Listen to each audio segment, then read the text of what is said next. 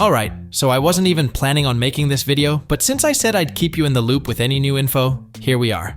Now, this image from Jasper Ellens has been floating around for a while, so you might have already seen it. But if you haven't, it's a screenshot of what's supposedly the Air 4, pulled from a longer video. The big thing to notice?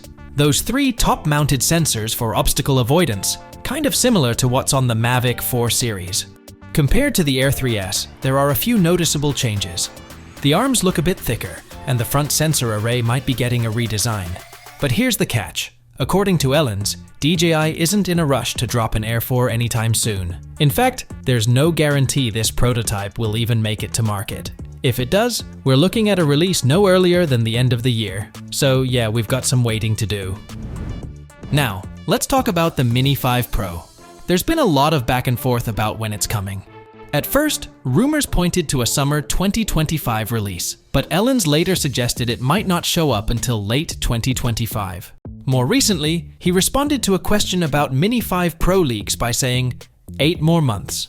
That could mean leaks start picking up around October, or it could hint at an October release. Hard to say for sure, but with the Air 4 supposedly landing before the end of the year, October wouldn't be a crazy timeline for the Mini 5 Pro. When it does show up, it'll likely launch alongside the Neo 2. Until then, we've got other DJI releases on the horizon. Maybe the Osmo Action 6, Osmo Mobile 7, or even the RS4 Mini. And if you're interested in the Action 6 or Mobile 7, I already covered those in separate videos, so go check them out now. Catch you in the next one. Peace.